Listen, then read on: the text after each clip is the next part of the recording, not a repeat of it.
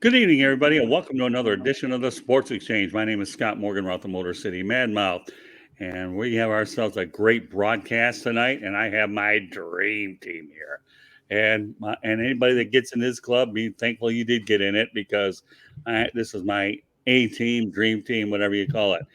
But the theme of tonight's show here will be quarterback carousel part two slash updates, and I couldn't have a better set of people to talk about it than the ones I have. And joining us tonight, obviously, is Steve Balestrieri. Welcome back, Steve. Thanks for having me. It's always a pleasure. And we do have the dream team tonight. It's like getting in Studio 54 here. You know it, man. I love this dream team. Listen, I'm proud of all the crews I have, but I take a lot more pride in this one because this is my core group. And I talk about core, this is that. But that said, Greg Fuchs, okay, I know you're the brainstorm behind the quarterback carousel too. Welcome back. Thank you. Nice to know that I'm the brainstorm of something. Oh, that's okay. You're not only do you do good work here with the writing, but we also know that you have other goals in mind to only expand the Greg brand. With that said, Mr. Curti, I'll tell you, this guy here is a workaholic. We have him on last night on 108 Stitches Baseball Talk. He's going to be on tomorrow with Inside the Pigskin. We're going to talk about that topic a little while. So, Rick, welcome back for round two in this with your third appearance tomorrow. Yep, I'm. Thank you very much for having me. I'm looking forward to it.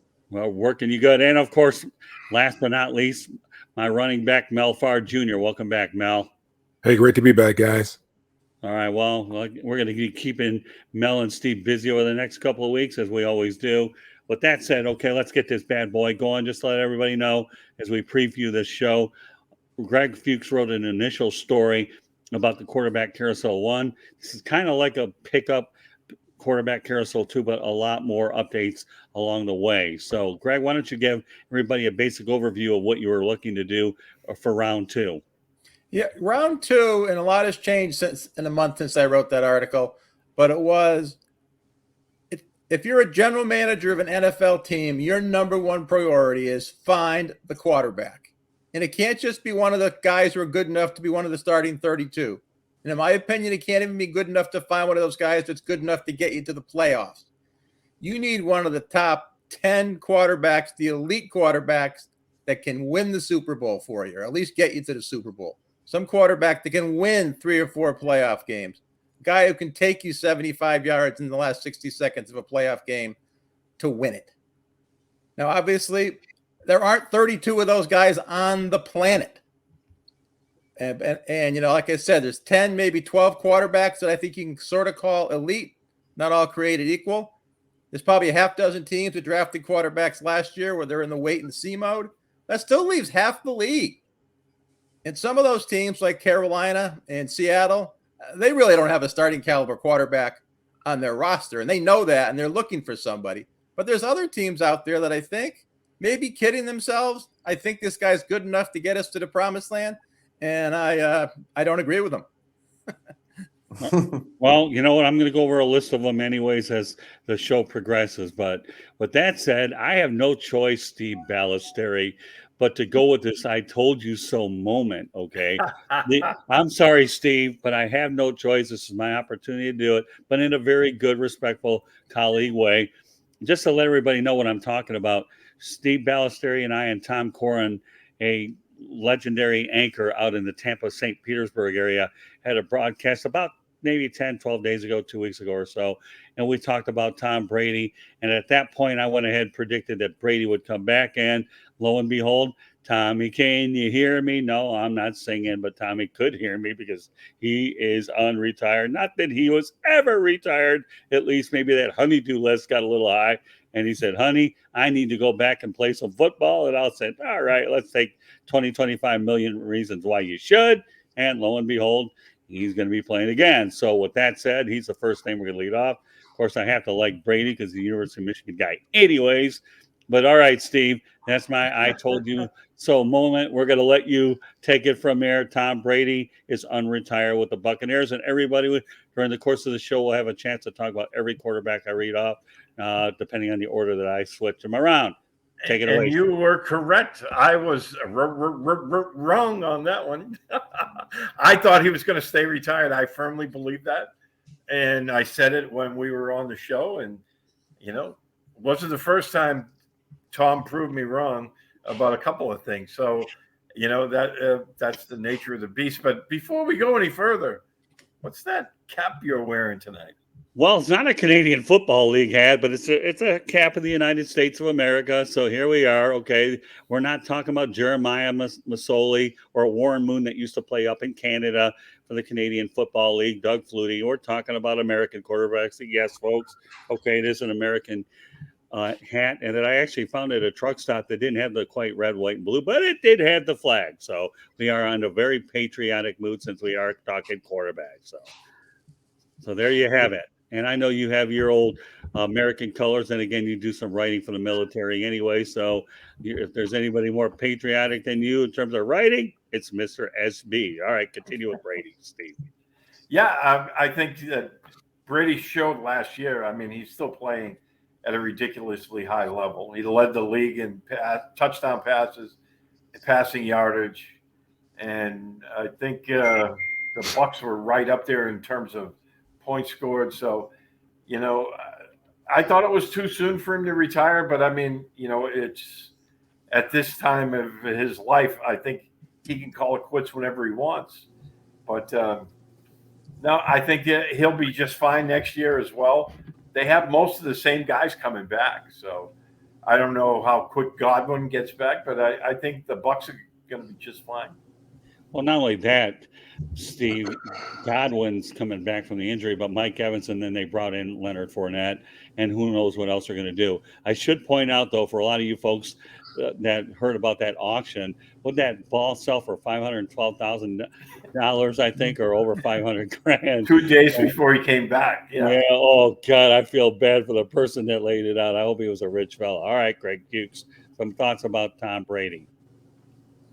Well, Tom Brady is obviously not one of the quarterbacks I was talking about earlier, because he's more than good enough to get Tampa to the promised land.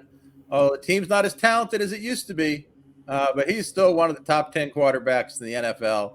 I wasn't shocked that he came back. I was mildly surprised. And you can already see from the free agent. I mean, Ryan Jensen came back, Fournette came back, Gronk's probably kind of going to come back. None of those guys would have come back to Tampa if Brady wasn't there. True. Well, there would have been a bigger quarterback carousel if Tom didn't come back. But I want to make sure that everybody that's watching and listening here, that not only do we talk about the quarterback carousel, but we're talking about updates as well, so you understand where we are in this process. So I want to make sure that's extremely clear. All right, Rick Curti, Tom Brady is on your mind, and he'll be coming out of your mouth. Yeah, I when I heard about it, I thought, you got to be kidding me, right? I thought he was gone, and I was just like, I mean, my goodness, what do you have to prove? You have nothing to prove. You're the greatest quarterback of all time. You threw for 5,300 yards. You led in touchdowns. You're 45 years old. I mean, what more do you have to prove? So I thought he was gone too. And I keep telling people he's like Jason and Michael Myers. Every time you think he's gone, he keeps coming back from the ashes, and he'll probably throw for another 5,000 yards and another 40-some touchdowns. So I thought he should have retired, honestly, when he won the Super Bowl with Tampa Bay. I mean, that would have just ended it. Like, hey, I went to another team. I won a Super Bowl with another team. I'm not this game manager that everybody was calling me for years and saying that Belichick was the brains. I'm the guy. So that's what I would have done, but I'm not him. But I just wish he'd stay retired. I'm sorry. I respect him. He's a great quarterback, but I just can't wait when he leaves. All right, Mel, that leaves you.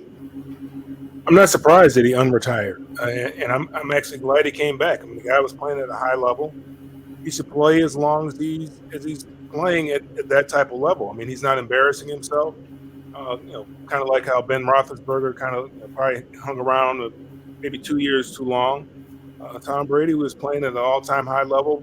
Probably should have won the MVP. I mean, I thought he should have won the MVP last year because of the way he played. They don't. They have protections in for the quarterback now, so they don't get hit like they used to. And then Tom Brady's one of the smartest guys there is out there as far as getting rid of the football. So, he should play until, he said he's going to want to play until he's 45 years old. So it doesn't surprise me that he came back for another year, and he should just take a year at a time and see what happens. I mean, obviously, the best case scenario for him would have been to retire after they won the Super Bowl. That'd be great, but why not go out there and try to win an 8th championship? Yeah, it's funny. Yeah, Matthew Stafford beat him in the championship game, but you know what? Hey, I'm happy for Matt, but we're not even going to go there. But I thought that was, going out nearly on top is what we were going to do, but I didn't believe it because he never sent the retirement papers in, Steve. And I told you and Corin that day, hey, if this guy ain't sending any retirement papers, don't hold your breath. All right, well, we're not talking about a whole show with Tom Brady, but he's the one, as Rick Curti would know with the baseball show, we led off with a great analogy to tie the two programs together. So let's go to the drama king, Aaron Rodgers. So, all right, Mr. Curti. Aaron Rodgers obviously took his time. Davante Adams decided, I wanted some money too, and he kept playing the drama game. We're not talking about Davante Adams, but if there's anybody that held a franchise hostage, Aaron Rodgers definitely did. So take it away, Rick.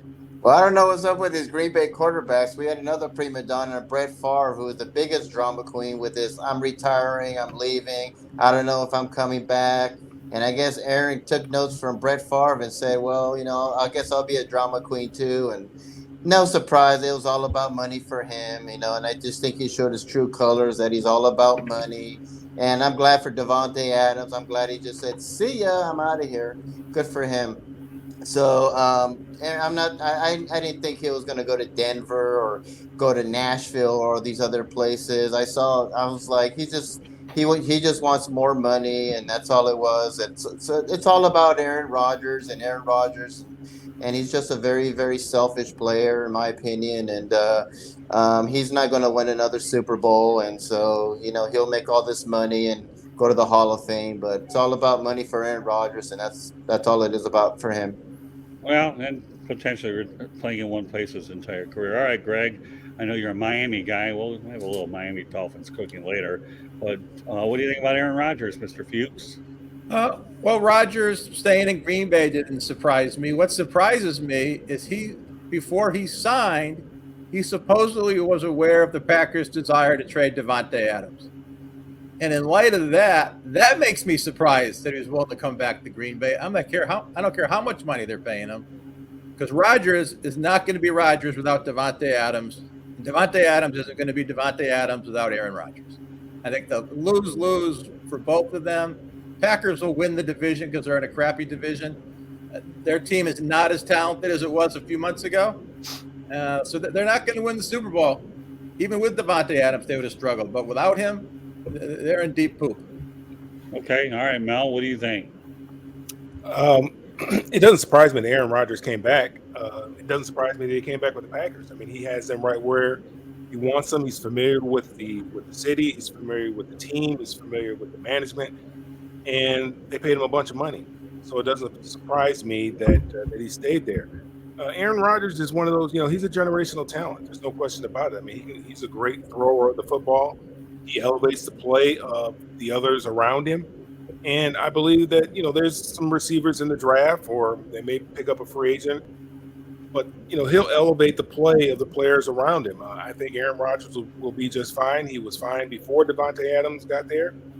He'll be fine once Davante Adams leaves. And I think it's great for Davante. He gets an opportunity to get paid, and he's reunited with his college quarterback. So will he have the same type of numbers in Las Vegas that he has in Green Bay? I don't know. I mean, they don't throw the football as much there as they do necessarily in Green Bay with a talent like Aaron Rodgers. They don't rely on the pass as much down there as they do up in Green Bay. But I think Davante Adams will continue to do well.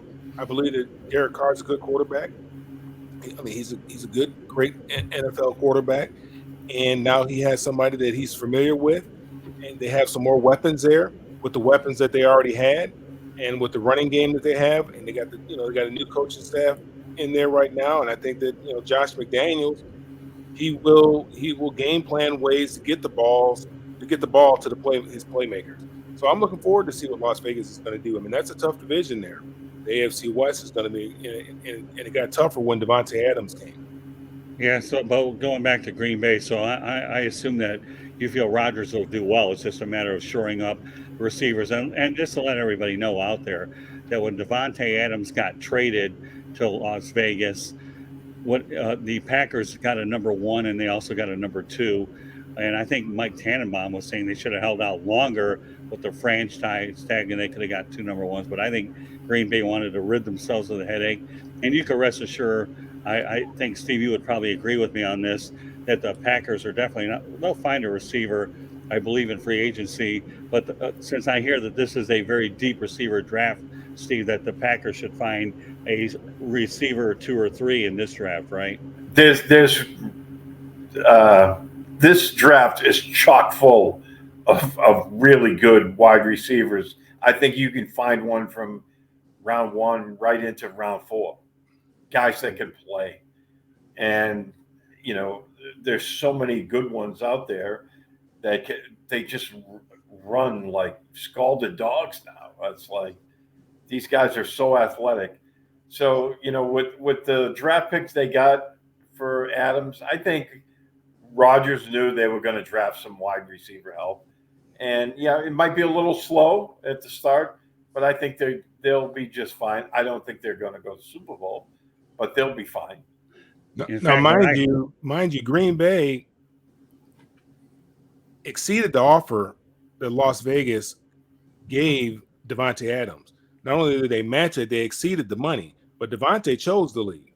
So, I mean, that's telling in itself right there. And I think it has a lot to do with the uncertainty of how long Aaron Rodgers is going to play.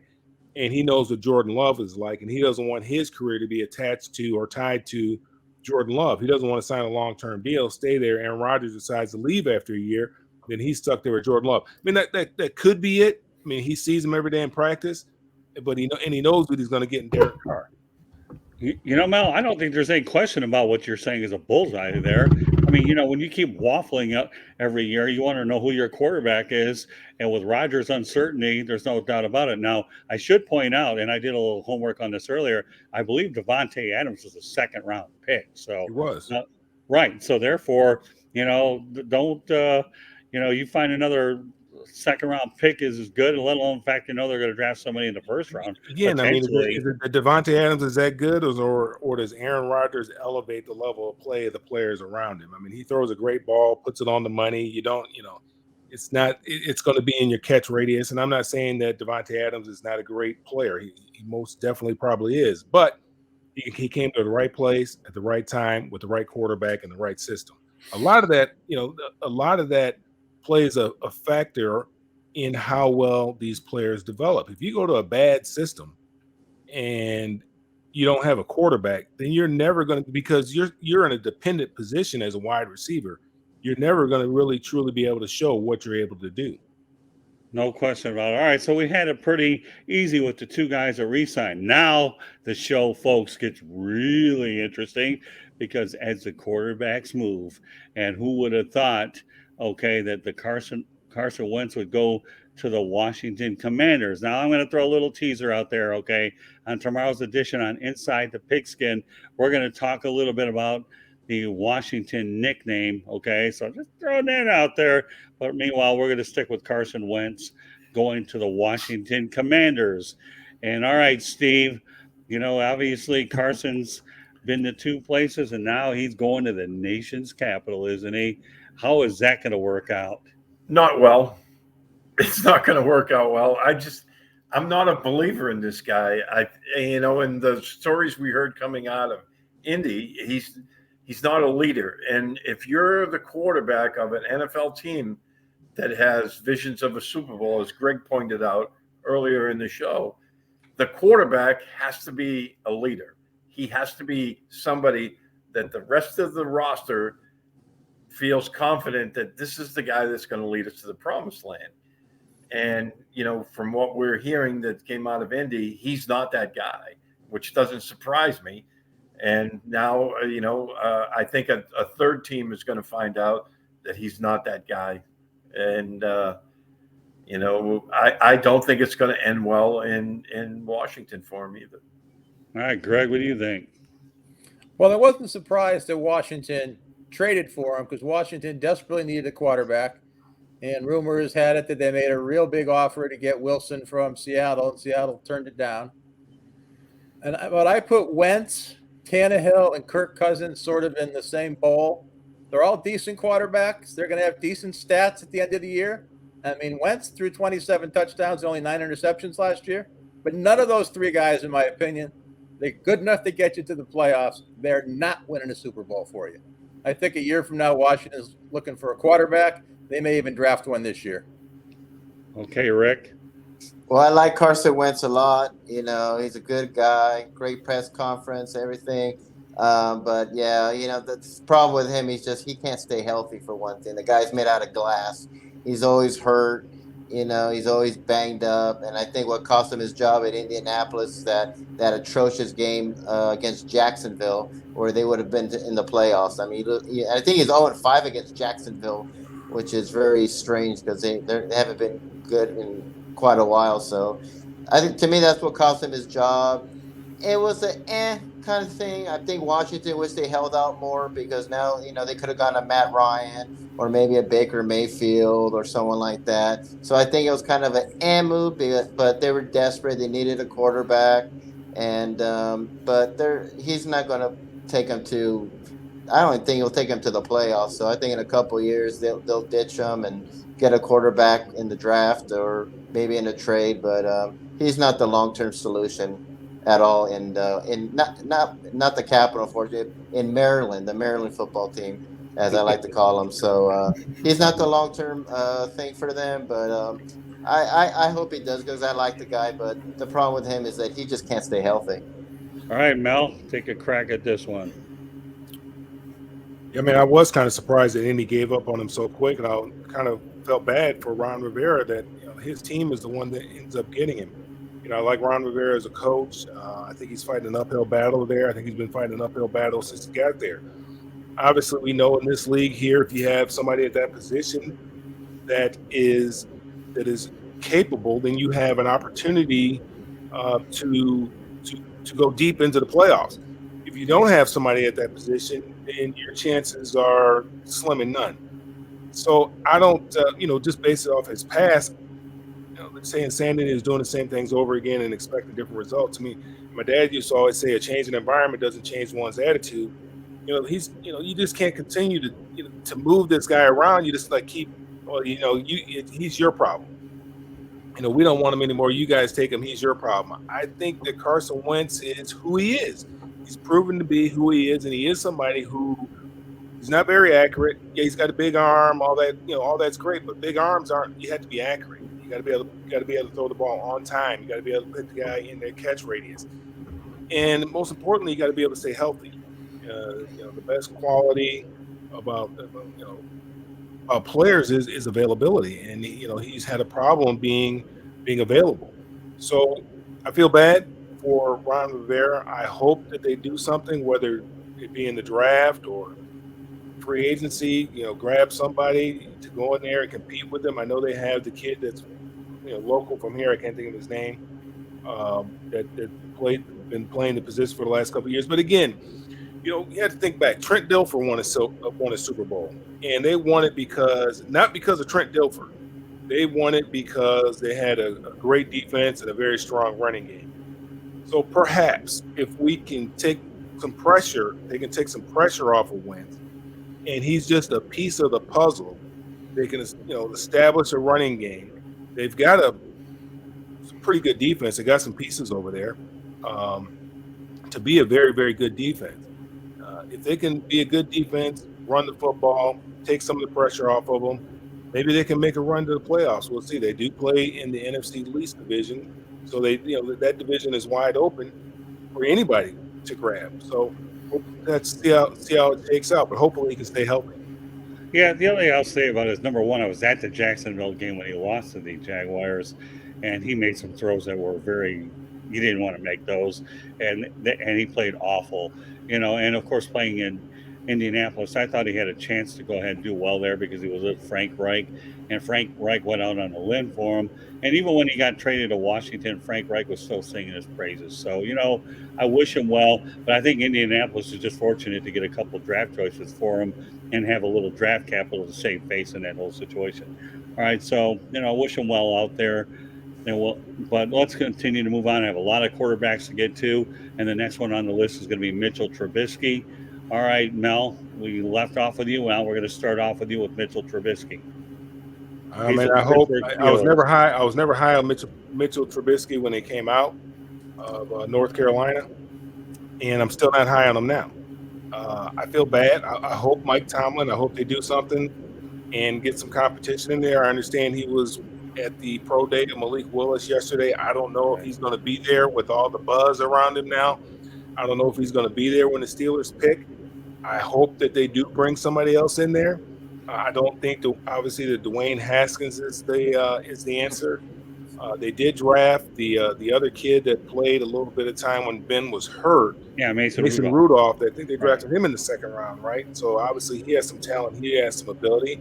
Maybe, if they have a good quarterback competition and let the best guy come out of there and become the starter, then we'll see what happens. I mean, Mike Tomlin's done, he's done a great job with Ben last year, with Mason Rudolph a couple of years ago. But obviously we know the way the NFL is set up right now, you have to have that guy there in order to have a deep run into the playoffs. If you don't have that guy, then you need to be very sound on defense, and you need to be able to run the football very effectively and put your quarterback in situations where it's always short and manageable. If you expect him to do things like Russell Wilson or Aaron Rodgers or Tom Brady, then you are setting yourself up for disappointment and failure. Yeah, I mean, I don't know. For some reason or another, I have a lot of confidence in the Steelers organization because they've been very stable. And, of course, they have Harris, right? Najee Harris there. But then they lose J.J. Smith-Schuster. Smith-Schuster. So, but again, guy. Right. So, but we've talked about this being a heavy stacked wide receiver draft. We'll see what happens. All right, Rick. Yeah, so I'll be intrigued to see what happens in Pittsburgh. All right, Rick. Yeah, I'm with Mel. I was never high on Mitchell Trubisky. I live in North Carolina. I saw him play a lot, and he was an move for me. I just thought, they drafted him too high. I didn't think he'd be all that good. Maybe, with Buffalo and sitting behind the bench, maybe he, now he's been in the league a little longer. Maybe he's improved, but is he the answer for the Steelers? No, I don't think he is, and I don't think any of those quarterbacks are. Neither is Mason Rudolph. So this is going to be Mike Tomlin's toughest year. They said that he hasn't missed the playoffs. Well, he might this year because I'm not a fan of either quarterback. I've heard rumors that they're possibly maybe looking at maybe bringing in Baker Mayfield. I have no idea, but I'm not a big fan of Mitchell Trubisky, and I think this might be. I think Mike Tomlin and the Steelers are going to miss the playoffs, in my opinion. Rick, I'm going to bring up Mayfield a little while because I've heard stuff like that, but we'll get to it in a moment. Rick, what are your thoughts about Trubisky out in Pittsburgh? I don't think Pittsburgh was going to go out and make the big move, give up draft picks, or spend a bunch of free agent dollars. So I think they view him as more of a game manager. They should have a good rushing attack with Najee Harris. They got a great defense. The problem is, look at the other quarterbacks in that division. Lamar Jackson, Joe Burrow, and Deshaun Watson. You're going to be in some shootouts. Mitch Trubisky is not winning those shootouts. So I wouldn't be surprised if Pittsburgh gets their first round pick on a quarterback this year. Yeah, I'll back that up. I know that the Steelers are going to draft a quarterback. Question is who's available when they get there. All right, with that said, Steve. Yeah, I'm going to echo what everyone else said. I've never been really high on Mitch Trubisky, but if there's a place where he could go, I think that would be the most beneficial to him. I think that's with Tomlin and the Steelers. I think they know what kind of quarterback he is, so they'll game plan around that. They do have Najee Harris, so they're going to try to get the running game going. They have a good defense, but they have pieces on defense. They need to tweak that defense quite a bit, especially against the run. But I think Trubisky's in probably the best place he could be right now. That's a very stable organization. I do think they're going to try to draft somebody, but by bringing him in, they're not going to rush that person too soon. Yeah, So no question about it. Everything you're saying, Steve, is really, number one, the price is right, and he went off the board pretty quickly too. So I believe he could be potentially a bridge quarterback. But to Trubisky's, to give him the benefit of the doubt, though, I thought Matt Nagy was going to do a much better job developing him, and he did get the Bears into the playoffs. And I was actually at the Jacksonville game when, they took on the Bears. So I don't know, for some reason or another, I don't think Trubisky's that bad. Is he a guy? This is his best chance to prove that he belongs in the NFL.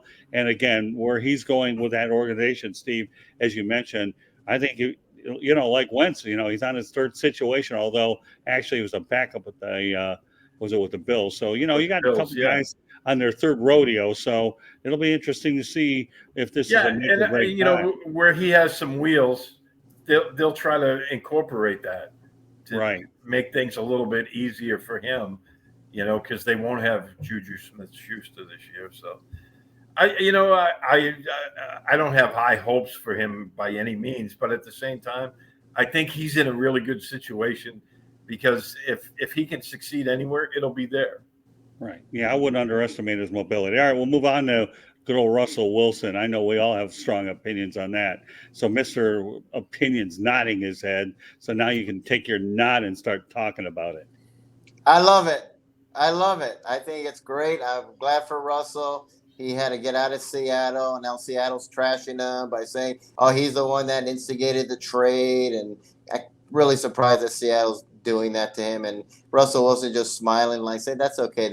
I think it's great. I love what George Patton has done. He's hit a home run with the coach. They needed an offensive coach. They got a great quarterback now, because ever since Peyton Manning's left, the Broncos have averaged less than 20 points a game. And so they had absolutely no offense. Their defense has always been solid. It's just the offense. They needed a quarterback. And you think one of the greatest quarterbacks of all time, John Elway, would have done better in that. And he just absolutely whiffed and missed on that. So big thumbs up to George Patton on getting Russell Wilson. Yeah, they gave up a lot, but they got a proven winner there. And he looks great. I love this press conference. He wants to play another 10 years, win 2 or 3 Super Bowls. And I think it was a great fit for him, great fit for the Broncos, and Seattle got a lot of draft picks, so it's a win-win for both. But I love this move by the Broncos. What do you think, Mel? I've been around the National Football League all my life, and obviously you guys have covered a lot longer than I've been around. And I've never seen so much movement, particularly at that position, in all my life. I think for Russell Wilson, it's a good opportunity for him, because I think Seattle has to hit the reset button. You get to a point where you have diminishing returns, and I think that's what they were looking at in Seattle. And if somebody was willing to pay a king's ransom, as Denver did, and they feel that they are just that one position player away, then it makes all the sense in the world for us to move on from him. We were talking about Russell Wilson so much prior to this, and I'm like, he's not even available. I mean, why are we even talking about him? I didn't think that Seattle would get rid of him, because Russell Wilson is the team. I mean, he's the reason why they have been, in the playoff hunt, or at least mentioned as a playoff contender since he's been there. Other than last year, where they really didn't play all that well, because he really didn't have any help. And I think Seattle realized that, man, we need a lot of pieces in order to be able to be competitive again. And I think they're going to go back to Pete Carroll's roots, playing very good defense, and he wants to run the ball, and he wants sort of a game manager at that position. But I think it's great for Russell Wilson. He gets an opportunity to play with a team that believes that they are one player away. He does have an offensive-minded coach there, and I think they're going to continue to build on the things that he does well, and it should be very exciting. Again, we talked about the AFC West. I mean, it's going to be an exciting division this year. I mean, whoever comes out of that division probably is going to be the favorite to win the Super Bowl. Steve? Yeah, I think it was a great move for Russell Wilson. I mean, we've talked about it on this show. I mean, we thought Denver had a really solid football team, and the only piece they were missing was the quarterback. And now they have a really good one. I think for Russell Wilson, like Mel was just saying, they had diminishing returns there. I think it was getting stale up there for him because he hasn't really been himself for the last couple of years. And granted, he didn't have the pieces around him, but at the same time, I don't think he wasn't the Russell Wilson that we've come to know the last couple of years. So I think this will recharge his batteries, and that division is stacked right now. So it's going to be every week is going to be fun to watch that. So Seattle has a lot of work to do, obviously, but Denver now they feel like they can compete for the Super Bowl. All right, Greg. Well, I'll go back to how we started off this broadcast. It's a general manager's number one responsibility to find that Super Bowl quality quarterback, one of the top 10 elites. So in that essence, I'm surprised that Seattle traded away Wilson because he is one of those top 10 guys. Pete Carroll can't be real excited about looking at his roster right now and seeing a gaping hole at the quarterback position.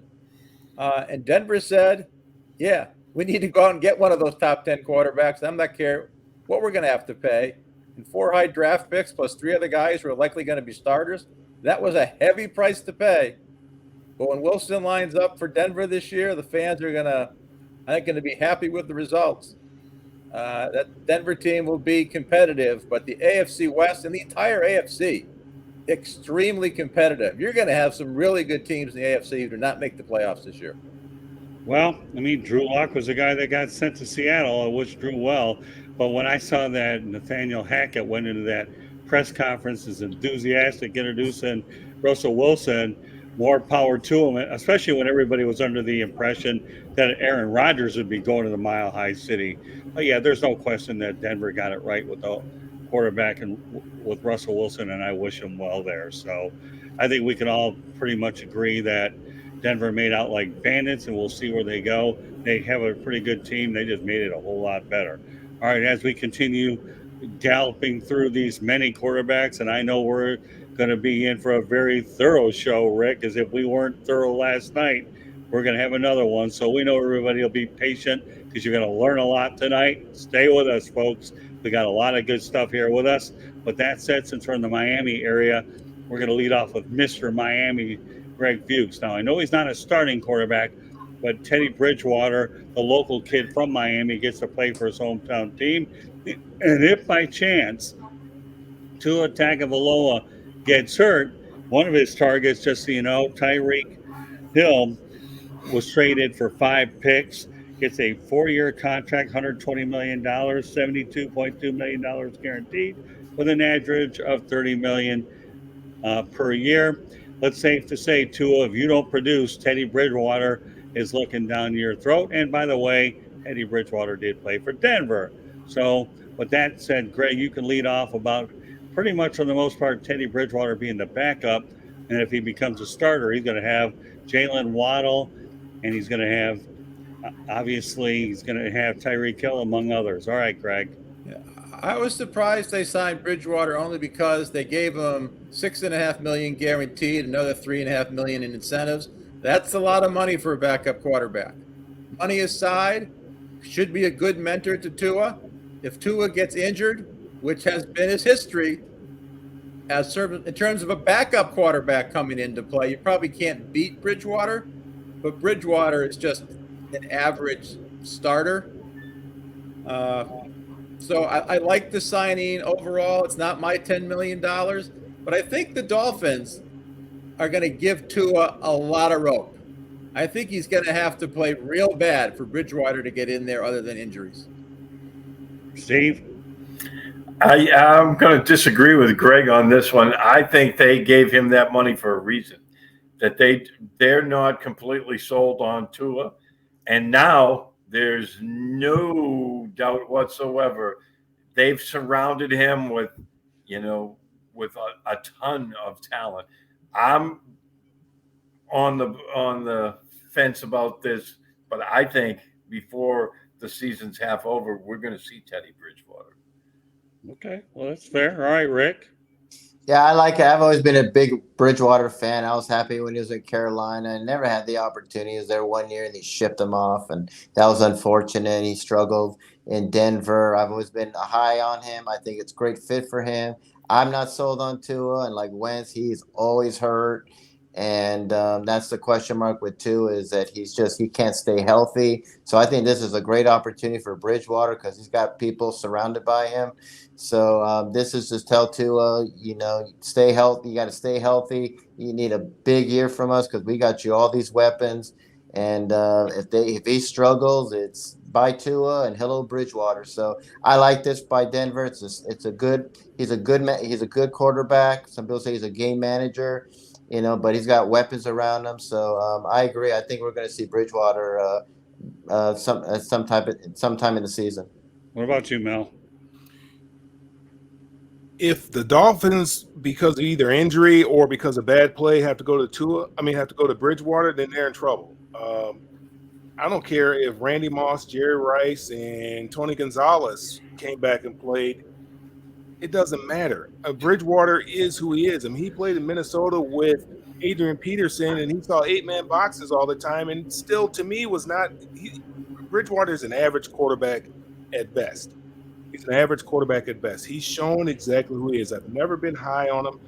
And the reason that I've never been high on him is because, there's certain throws that you see the elite quarterbacks make that he just doesn't make. I mean, the guys don't run wide open in the NFL for the most part. When the Rams had the greatest show on turf, guys were running around wide open. But for the most part, guys aren't wide open. You have to throw guys open. And he's never shown me the ability to be able to do that. And so that's why I'm not very high on him. If they have to go to him, they're in trouble. Hopefully, with the weapons that they just added down there in Miami, Tua will show what he's capable of doing. Otherwise, Miami's going to have to hit the reset button because Teddy Bridgewater is not the answer. He's not going to get you to the promised land. Yeah, the only thing I'll say about the whole thing is Mike McDaniel was brought in there to fix Tua. Brian Flores didn't want him, and they brought Darrell Bevel in to work with him. So I definitely believe that Tua's on a short leash, and if he gets hurt, you're going to see Bridgewater. And we'll find out what Teddy's really all about because there are a lot of weapons. But I like the signing as a backup. I'd be a little bit nervous if Bridgewater takes over, but you never know. I mean, if he gets an opportunity with the right supporting cast, the Bridgewater signing could be better than we think it is. But we can all agree that Tua's under a boatload of pressure for sure. So, all right, let's go back up to Minnesota. And we got a lot more quarterbacks to get to, but we're going to get to every one of them. And we're going to talk about Kirk Cousins, Mel Farr. Yeah, Kirk Cousins, man, he just got another payday, another guaranteed contract. Minnesota is they're going to be competitive, but Kirk Cousins is probably not that guy. He's a good NFL quarterback, very serviceable. You can win a lot of ball games with him. Is he going to be? Is he finally going to get this team over the hump? I don't know. They play in a tough division, number one, and they got Aaron Rodgers there. Aaron Rodgers is a much better thrower of the football than Kirk Cousins is. He's going to need a lot of help. He's going to need defensive help. They do have a strong running game, but they do have a new system coming in there. They got a whole new coaching staff. What kind of offensive system are they going to have? So we'll just kind of have to wait and see. But Kirk Cousins, who he is. He's a very serviceable quarterback. He's been able to get a guaranteed money for the last 7 years. They can't seem to find somebody out there better to replace him. So if you can't love who the one you want, you might as well love the one you're with, and that's what they've done. Rick? Well, I think Kirk Cousins' agent needs to go into the Hall of Fame. He made a killing on that. I mean, a lot of people were scratching their heads with that. He puts up great numbers, but he's not going to win a Super Bowl. He's not that guy. People have compared him to Dak Prescott, where he puts up big numbers in the regular season, but when the playoffs come, he disappears and struggles, and he just can't. They can't advance. So I just think it was a desperate move by the Vikings. It's like he's not a quarterback, but he's a lot better than most of the quarterbacks that are out there right now. So they gave him what he wanted. Like I said, his agent needs to be in the Hall of Fame right now. I'd vote for him in because he did great with that. But he's not going to lead them, and they're in a tough division. Green Bay's going to win that division no matter what. So I'm not, they overpaid in my opinion, and I don't. He's not going to win him a Super Bowl or go very far in the playoffs with Cousins.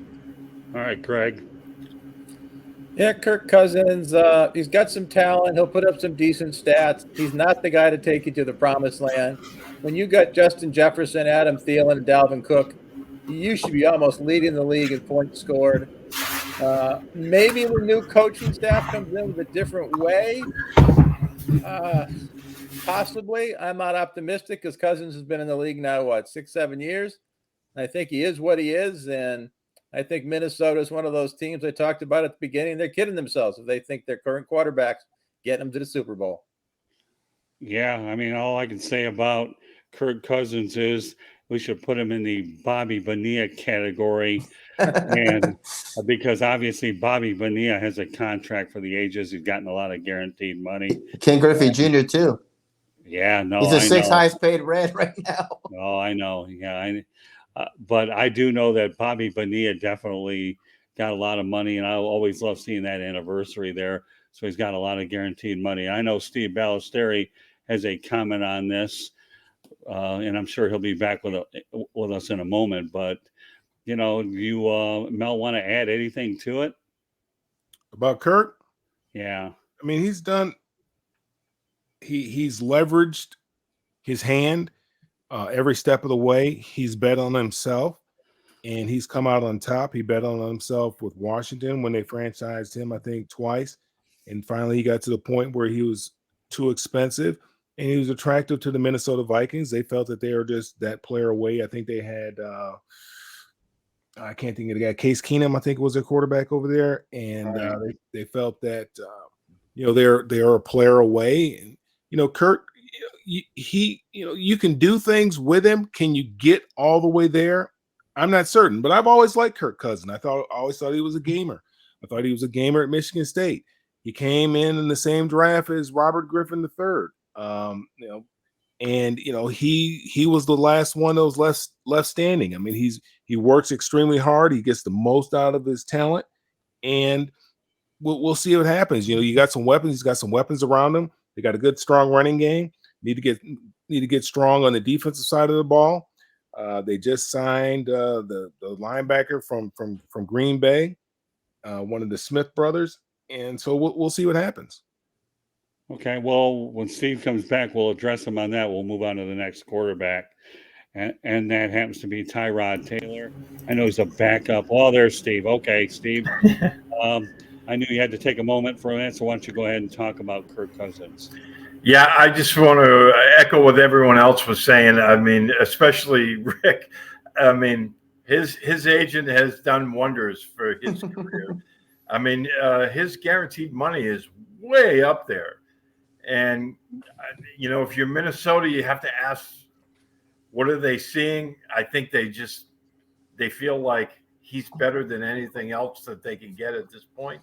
But at the same time, as Greg pointed out at the very beginning of the show, I mean, is he one of the guys that's going to take you to the promised land? I don't think so.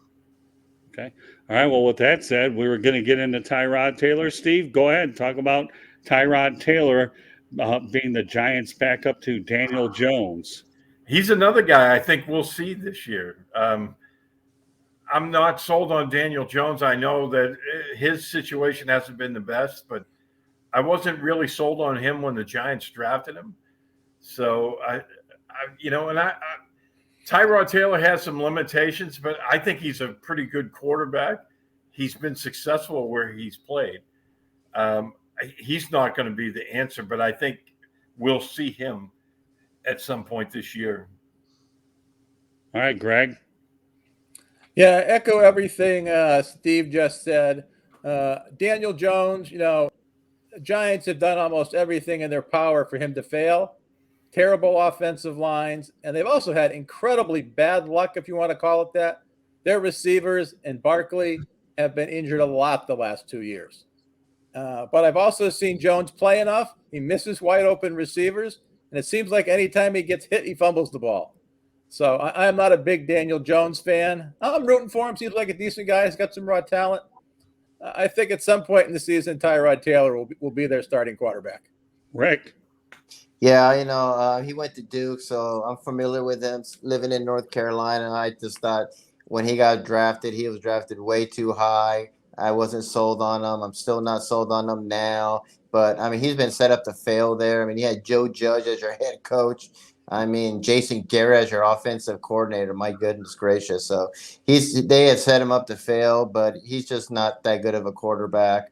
And Tyrod Taylor, it's an move. I've never been really high on Tyrod Taylor. He's one of those bridge quarterbacks, but I think like in the middle of the season, I think Jones will get benched, and you'll see Tyrod Taylor. And I think the Giants are going to go. They have to go draft a quarterback or get a quarterback in a trade or something because they need a quarterback because they have been really bad for quite a while. Mel? Again, if the Giants fans, whether it be because of injury or because of poor play, have to see Tyrod Taylor, then they're in for another disappointing season. Tyrod Taylor is not the answer. We know who Tyrod Taylor is. Can he win you some ball games? Yes, he can. Can he get you to the playoffs? I doubt it. Can you make a long, deep run in the playoffs with him? Absolutely not. Can you win the Super Bowl with him? No. I'm not real high on Daniel Jones either, but with that high draft status, and they kind of did him a disservice by drafting him so high, probably 3 rounds too high. With that high draft status comes a lot of expectation. And unfortunately, his first few years in the league has been with very, very poor coaching. So you kind of have to give him a clean slate and see what he does this year. Hopefully he can stay healthy. Hopefully they have a healthy Saquon Barkley that can take some pressure off of him and establish a running game. Hopefully they will establish a running game this year and see what happens. And you hope you never have to see Tyrod Taylor, and you hope that Daniel Jones lives up to that draft status. But if he doesn't, Tyrod is not the answer, and then New York is hitting the reset button once again and in the market to draft a quarterback. Yeah, the only thing I'll say about this is Brian Daboll's your head coach. Did a great job in Buffalo. You have to hope that he can fix Daniel Jones. If not, Tyrod Taylor, to me, is an insurance policy. All right, let's move on to Deshaun Watson. We know that he's getting $230 million guaranteed, and Houston got an awful lot of draft capital for him, and we don't even know what the discipline is going to be for him. But nevertheless, I like to think with everything that Cleveland gave up to be the savior of this franchise, Steve Balestrieri, that, and Deshaun we trust, but the question is when we trust him. And the only thing I know about that contract is he's going to get paid $1 million the first year and an awful lot of money. So the Cleveland Browns protecting him with the contract for the first year, knowing what the civil lawsuits could end up being and the punishment and all that. So I don't know. Is Deshaun, I'm just going to ask you basically a straight question, Steve. Is Deshaun Watson the answer in Cleveland? Because we don't know what's going to happen with his playing status. We're going to make this an easy yes or no question around the horn. I honestly don't know if he's going to be the answer because, one, he hasn't played in a year. We don't know if he's even going to play this year. I mean, he still has those 22 civil suits going against him. And, and Cleveland is fully expecting him to be suspended for at least part of the season. That they kind of factored that into his contract with, the $1 million base pay, which will come out if he's suspended for any length of time. But, I know he's very, very, very talented. We've seen that when he played for the Texans. But, this stuff that's going on, people think it doesn't take a toll. It takes a toll on people. We don't know if he's going to be that guy. The talent level's still there. But we don't even know if the league's going to let him play this year. And then if he's out of the league 2 years in a row, I mean, what's he going to be like next year when they have to pay him a boatload of money because every cent of it is guaranteed? And, you said in Deshaun they trust, but not with your daughter. That's for sure. All right, Greg, Fuchs, give us a basic answer. Is Deshaun Watson the answer in Cleveland? Yes or no? With a little comment, because that's all this is really worth, anyways. He is the long-term answer. He's not the answer in 2022. I said a year ago he wouldn't take a snap in 2021. I'm saying right now he's not going to take a snap in 2022. When these 22 cases get resolved, stuff's going to come out. NFL and their sponsors are going to be put in a very awkward position. And I think he's suspended for the entire year. Rick? Long-term. I mean, who is a long-term answer for the Cleveland Browns? How many quarterbacks? There's like 32. Well, don't worry. 1999. I've got your follow-up for that. Just give me the answer I'm looking for, okay? Is he the answer? Don't worry. Great minds think alike. For you guys looking for an acronym, GMTA, great minds think alike. But we'll stay on point with Deshaun Watson, okay? Is he the answer right now, Rick? No, because I agree. I don't think he's going to play. They got that. I remember Ben Roethlisberger. He was accused of some similar, and he got suspended, even though no charges were filed against him. So, and this is 22 allegations against him. I don't think he's going to play. And Cleveland is who we think they are. They go in desperate mode. They're very desperate right now. And no, he's not the answer. Mel? Yeah, I mean, he's obviously an upgrade over who they had. And so, I know we've watched what Deshaun did in college. The one thing that I question is his maturity. I think he has to do some growing up. And I think if he's able to do that, I think he's definitely the answer there in Cleveland. All right, well, the only thing I'll say about it is, how do you spell the word fleece job? Because I think Nick Casario got a heck of a haul back for a guy that didn't play last year. So I think the Houston Texans in the long run are going to make out like bandits with the draft capital they're going to get. I really do. But I think Deshaun Watson, heck of a quarterback. Yeah, when are we going to see him on the field? TBD, as we say in the media, okay, to be determined. And how long will it be? We all know it may be a while, depending on what plays out. So I think that if I were going to give an edge to the early returns in the trade, the Houston Texans fleeced the Cleveland Browns. But that said, we'll stay on the Cleveland theme, and the guy that will back him up is Jacoby Brissett. So I have a feeling he's going to be getting the bulk of the stacks. That's why I stopped you, Rick, okay? Knowing I was leading to Jacoby Brissett. Now you can pick up your thought about Jacoby Brissett. Another Bridgewater, he's a good quarterback, but I mean, he's not the answer, he's not the franchise quarterback. And so, I mean, maybe he can play well, and, because they're low, they got on paper, Cleveland looks great. He's got some weapons there. So, it's just the question mark is how long is Deshaun going to be there? And I think Brissett will be the quarterback this whole year. So if he can do a good job and keep the boat stable for Deshaun to come back next season, we'll see what happens. But he's not the long-term answer. He's just there to kind of keep things stable right now. Yeah, it's an insurance policy. All right, Greg, give me some quick thoughts on Jacoby Brissett. Good backup quarterback, not a good starting quarterback. Wasn't overly impressed with the games he started for the Dolphins this year. One thing he's gotten an advantage is Cleveland might have one of the best offensive lines and running attacks in the league, so they're not going to count on him to throw 40 passes a game. Well, Steve, if anybody knows Jacoby Brissett, you ought to know. He played in New England once upon a time. Yeah, and I'm with Greg on this. He's a very good backup. I don't think he's a starter. He's not going to take you, deep into the playoffs. But he's their insurance policy this year, and he'll play well. I mean, but he's not going to light it up. Okay, Mel. Yeah, I'm kind of along the same lines as everybody else. I mean, Jacoby Brissett is a good pro. He's a solid backup. He's had some starts in the NFL. You can feel very comfortable with him if you need him for 1 or 2 games, but if you need him for an entire season, you're probably in trouble. The one thing I will say about Deshaun Watson is he has to kind of look at this thing as he has to make a business decision, and you got to kind of look at it like an insurance company would look at it. I mean, how much is this going to cost him? Yeah, you got your legal team; they're dealing with all this stuff, and you're supposed to be going out there and working out and getting yourself ready mentally and physically for the season.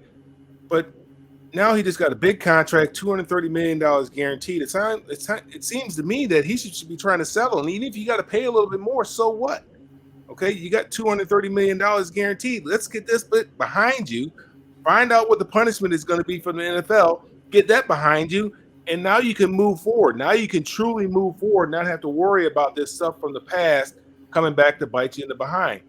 Get it settled. I don't know who's advising him, but they need to get these suits settled, Right. pay the women, get it settled so he can get on with his life. All right, what I'm going to do is we're going to talk about 3 more starting quarterbacks just to let you guys know, and 3 more waiting to see before we call it a night, okay? You guys on board with the half a dozen we got? Okay, and what we're going to do is we're going to go to Jameis Winston. He got a 2-year deal to stay with the New Orleans Saints. I'll comment on this one first. I'm glad that Jameis Winston is staying in New Orleans. I really do. You know, they took a chance on him, you know, when he left Tampa. Now he deserves an opportunity to have the full-time job. I just hope that Jameis Winston can stay healthy. I think the New Orleans situation is a right move for Jameis Winston. Please stay healthy, Jameis. I think that's the right spot for you. All right, right, Steve? Yeah, I agree. I think that's a great spot for him. What about you, Greg? I think it was the best landing spot for him. I always like watching him play because he throws a lot and he likes to wing it downfield. If I was a fan of the team he was quarterbacking for, it's the old ABC Wide World of Sports, the thrill of victory and agony of defeat with Winston. It's a roller coaster ride and the emotions there. Rick? Yeah, I think it's a good fit for him. I think that was a team that really, really wanted him. You know, I know they tried to go after Deshaun Watson. That didn't work out. So they got Jameis back, and so hopefully he can stay healthy.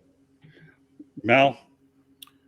I think it's the only place for him. I think it's a great, I think that once they fell out of the Deshaun Watson sweepstakes, they turned to Jameis Winston. There's somebody that they know and they're familiar with. He's familiar with them. I think it's a great situation for him. I believe that Jameis can do well there. Jameis has won big-time football games, not necessarily on the pro level, but at the collegiate level. So we know what he's capable of doing. And I'm glad he gets this opportunity. He was off to a great start last year before he got hurt. All right, I want to go to Marcus Mariota. Here's a guy that is reunited with his former coach, I believe, Steve, at Tennessee. Is that correct? So therefore, Atlanta was a good spot for Marcus Mariota. I'm glad that Marcus gets a chance to lead. His only issues over the years have been injury problems. Steve, take over from there. Yeah, with Matt Ryan being gone, obviously Atlanta had a huge hole to fill there. I mean, Ryan had been their quarterback, I think it was 14 seasons. So, right. That's a tremendous leadership void to fill. Is he going to be the guy? No, but I think he's going to be your bridge guy. They're going to look for a quarterback in the very near future, but I think he'll generate some excitement. He might win a few ball games, but I think Atlanta needs to find themselves a new franchise quarterback. Well, he got a 2-year contract, so everybody knows when you get a 2-year contract, that's what you call a bridge. So I'm with you, but I'm happy that Marcus gets another opportunity. I just hope the guy can stay healthy. I believe he lost his job because he couldn't stay healthy to Ryan Tannehill, who never gave it back. With that said, Greg Fuchs, Marcus Mariota, does he fit in the big Atlanta? He's going to get an opportunity to prove that he was good as people thought he might be when he got drafted. I think he's one of those guys better off being a backup quarterback. He's as serviceable as a starting quarterback. One more thing I want to add. I want to pivot back to Tua before I forget. Sure. I do not think Tua is the long-term answer in Miami. I hope to hell I'm wrong. I think a year from now the Dolphins are going to be looking for a quarterback, but I will also say Tua is a better quarterback than Teddy Bridgewater ever will be. Okay, well, that's fine. All right, I appreciate you getting it out while you had the opportunity. But back to Mariota. So what do you want to say about him again? Repeat that again. I think he's a better backup than he is a starting quarterback. Fair enough. I'll be curious to see what he does, though. All right, Mel, he's in your Marcus Mariota is coming to your city. So what do you think about Marcus Mariota making an impact to your city? Yeah, this is Atlanta had to reset. They have the most dead money in the cap than any team in the league than any team's ever had. Matt Ryan's, I think, counting $48 million. They still got part of Julio Jones. I think they got about $18 million or something like that of Julio Jones salary. I think they got about $65 million in dead cap money that they're, so they're resetting. I mean, at some point in time, when you continue to kick that can down the road, and unfortunately we did have COVID and that kind of messed up the cap numbers a little bit. And, because you're anticipating the cap's going to go up every year to a certain amount, and you figure you can deal with it at some point in time. Well, they can't. They couldn't. They no longer could deal with it. They tried to get into the Deshaun Watson sweepstakes and see if they could get Deshaun Watson. I don't know how they're going to make that work under the cap, but they're in reset mode. And Mariota's cheap. He's a serviceable NFL quarterback that has a lot of starts underneath his belt. They want to put out some semi-competitive team out there for the fans, so the fans will continue to come out there and support the team and watch the team. But this year is a throwaway year. I mean, you get rid of Matt Ryan. He's been the face of the franchise. Matt Ryan came to this city at a time when the Falcons were reeling. Michael Vick had the dogfighting investigation. The coach came in here and left mid-season. Yeah, Bobby Petrino. Yeah, I mean, it was just in disarray. And Matt Ryan came in and stabilized this franchise and has been nothing less than a professional on and off the field. Now, there's a little fool's gold with Matt Ryan. Matt Ryan is a product of the system. He's a great he puts up great numbers because Atlanta throws the ball a lot and he's had great weapons, but he was a product of that system the year that he won the MVP that year and they went to the Super Bowl because he had Shanahan there. And even Shanahan has his limitations because he made mistakes in that game in the Super Bowl. When they were up, all they had to do was run the ball and they were the Super Bowl champions. Now everybody, so they got kind of spoiled by that particular year that Matt Ryan and what he did and the MVP numbers that he put up, but they lost the offensive coordinator. Not only did they lose the offensive coordinator, they lost the quarterback coach.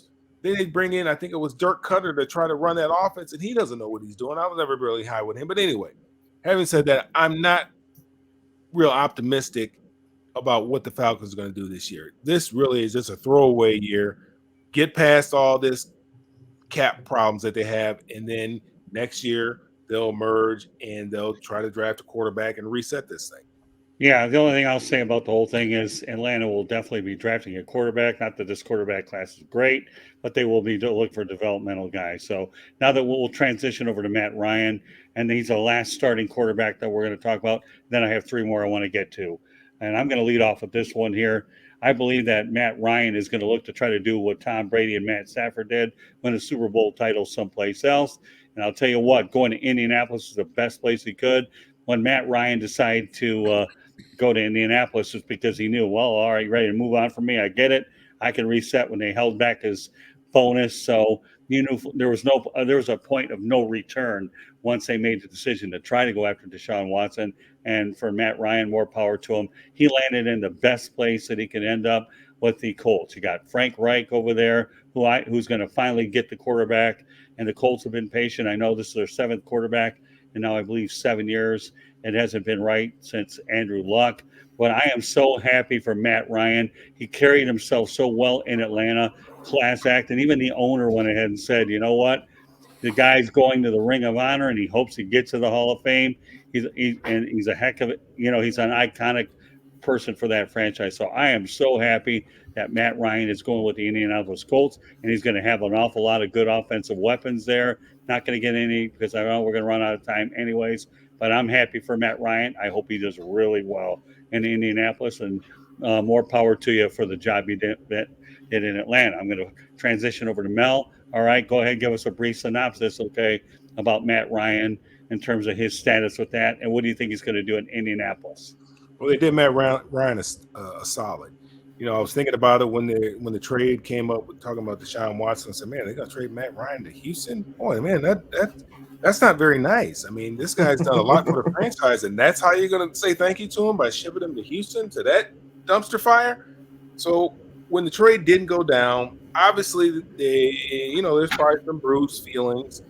And I think they've been talking about it for a while, that Atlanta they're in a rebuild mode right now. They have to reset everything because of the cap situation that they find themselves in because of the previous regime. And so they're doing Matt Ryan a solid, and they're going to absorb that cap hit this year, get from underneath all that, and start with a clean slate next year. I think it's a great situation for Matt Ryan. Obviously, Indianapolis feels that they're one quarterback away. We know they have a very good running game. We know they have a good offensive line. They play defense very well. They're in a division that that they can win.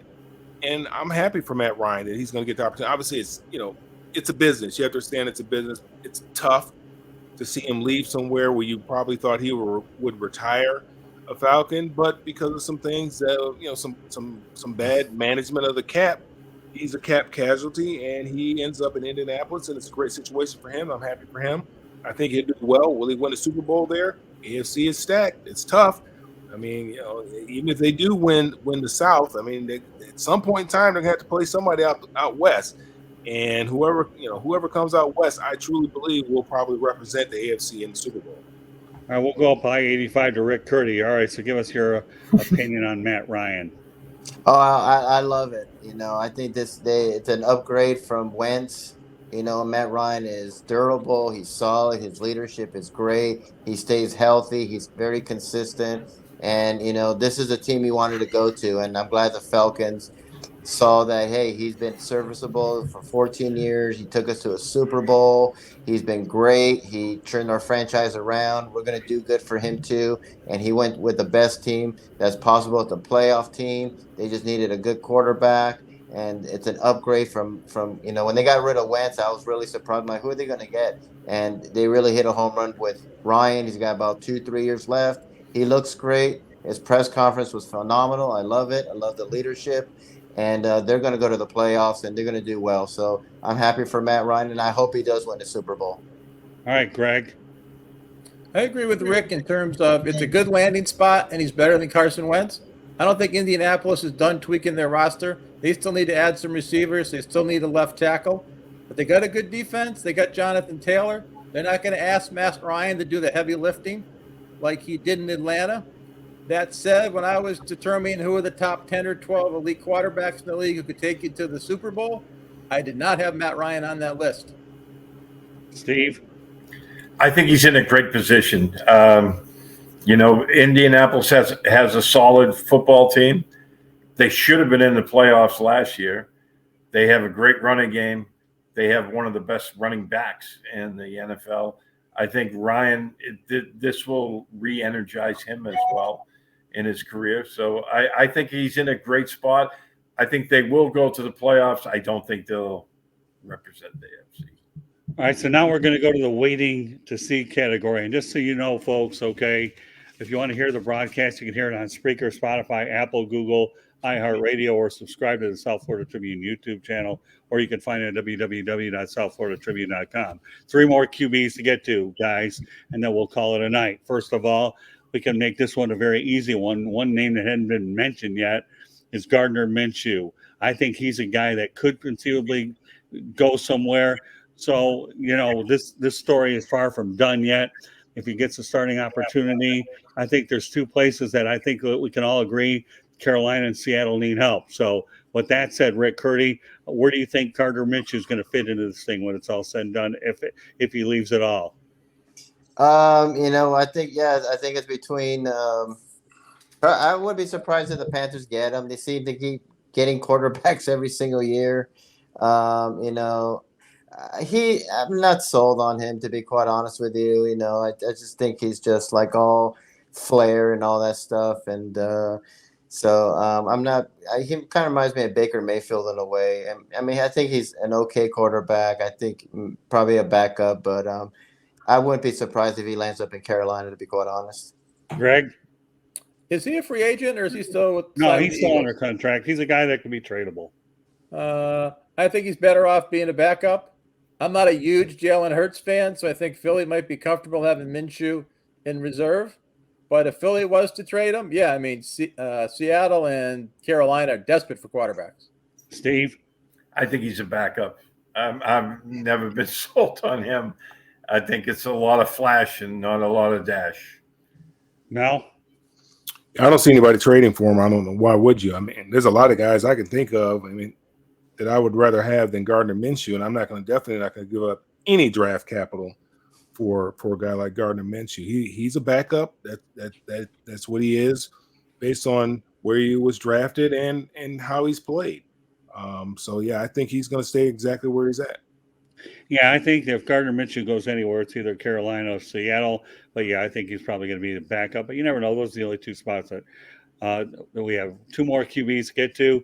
Jimmy Garoppolo. Mel, where's he going, if anywhere?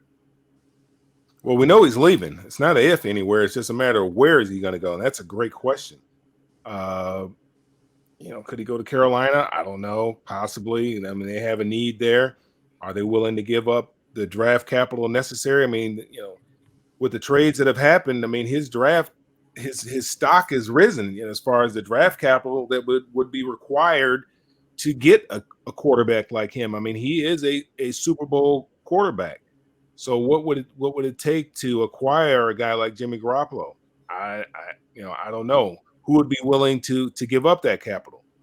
I don't know, but there are some teams that could obviously use him. Carolina's one. Houston's another team. Pittsburgh, when none of us are real sold on what they have going on over there.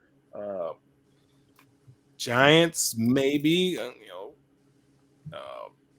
Dolphins. I don't know where he ends up, to be honest with you. I have no idea. I watch my phone every day to see where he is going to end up. Rick? Yeah, I see Seattle. They really need a lead there. I've never been sold on Locke at all.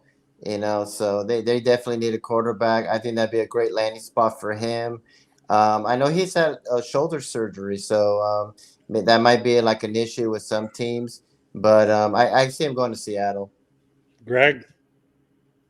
I'm guessing the other quarterback you're going to ask us about is Baker Mayfield. I put both these guys in the same bowl. Seattle and Carolina are the two teams that are desperate for a starting quarterback. I think one of them ends up in each of those places. Some of those teams that Mel rattled off, is Garoppolo an upgrade over the Mitch Trubiskys and Daniel Jones of the world? I think so, but I don't think those teams are going to trade for him. Steve, and now that you mentioned that, Greg, I won't ask you about Baker Mayfield because you already tipped your hat. So, all right, Steve. I love Jimmy G. I got to be around him a little bit, up in New England. But, for him to be successful, everything has to be just right. If his protection breaks down, he makes a lot of poor decisions with the football. And he's hurt a lot. I just don't see the Niners trading him to Seattle. I think if he goes anywhere, it'd probably be Carolina. Well, I'll tell you what, Steve, I'm with you. So. Yeah, I'll tell you what, there's no way he's going to Seattle because they're not trading within the division. If he does go anywhere, I believe it'll be Carolina. And you know what? Mel brought up Houston, although I doubt that one. But you know what? I'm going to make the biggest prediction of them all on Jimmy Garoppolo. I think he's not going anywhere. That I think that he'll be a backup quarterback as an insurance policy to Trey Lance.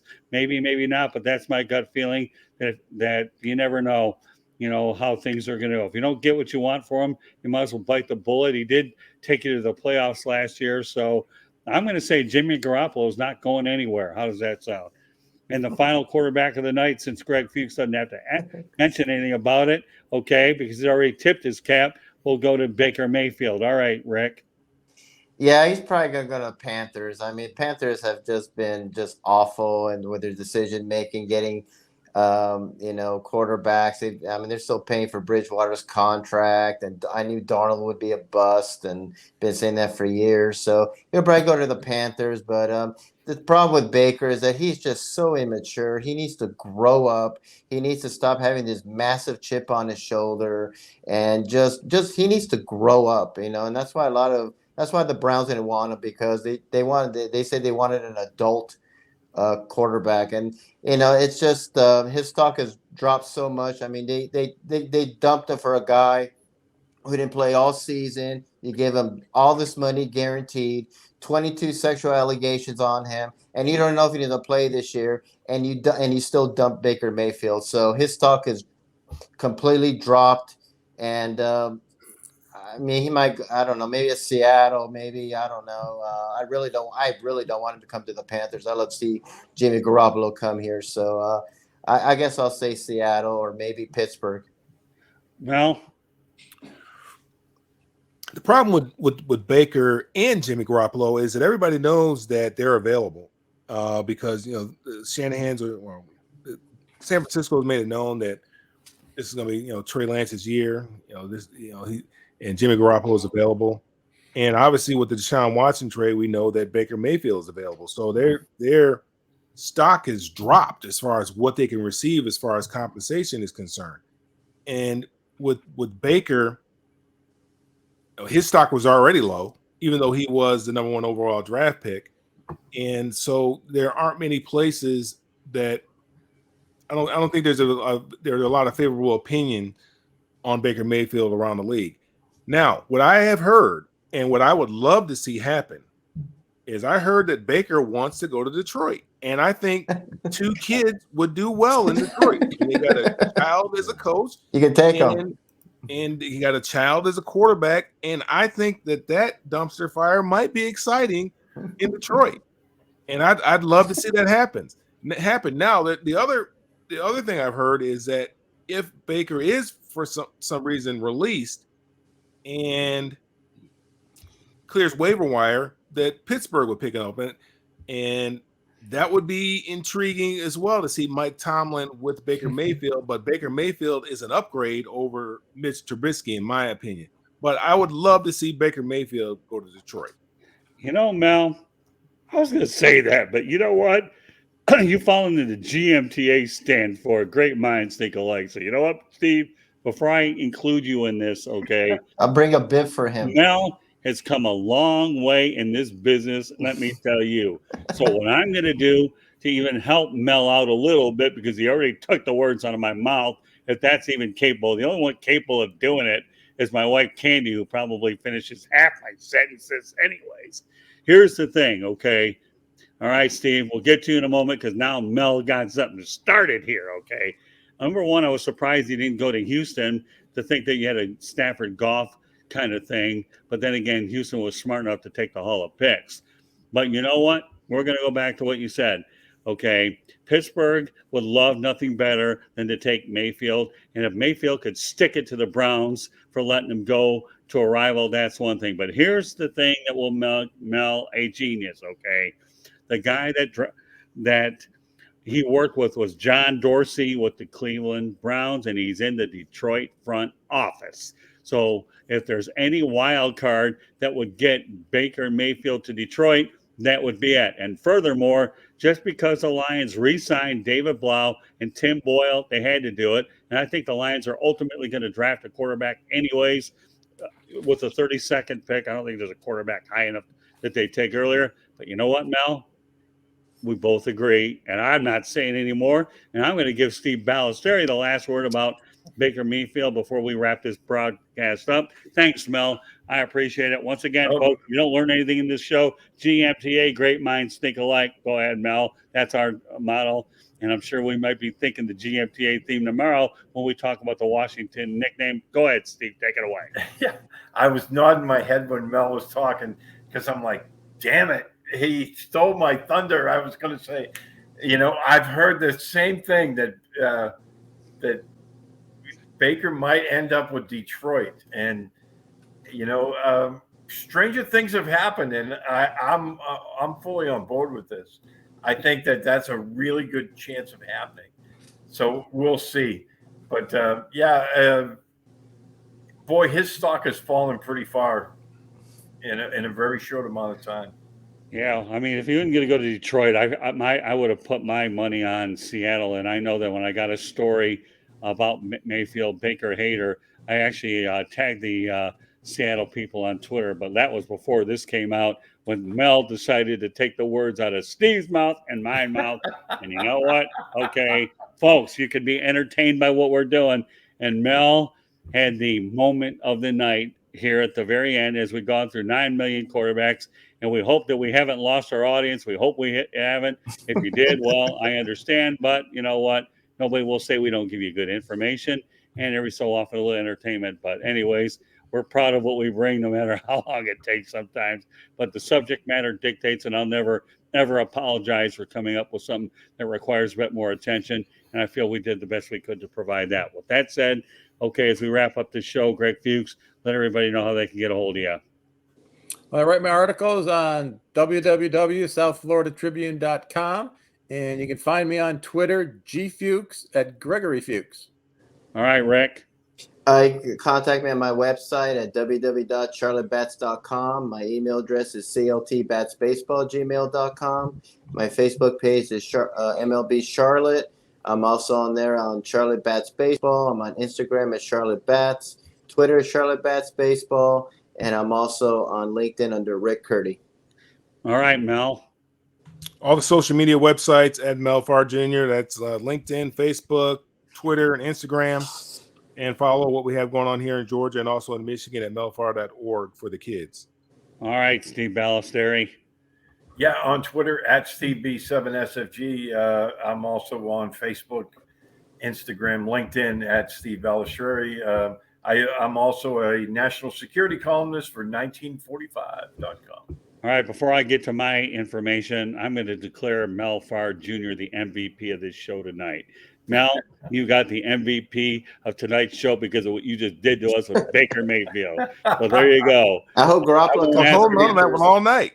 I want to see Garoppolo on the Panthers. You're the MVP anyways, but there comes a time when they have a Mel moment, and we're talking about Baker Mayfield, and you stole everybody, Steve's and my thought. You're getting the MVP at least for that reason, and I don't think you're getting a debate of anything. Don't worry. We normally don't declare MVPs, but we are tonight with that moment. So, Mel, take it as it's worth, okay? You've come a long way with the broadcasting business, and you're the MVP tonight, and that's all I have to say about that. As far as how we get a hold of us, I'll go over a couple of things really quickly. And if you're watching here, you can see a lot of our stuff on the on our ticker as well.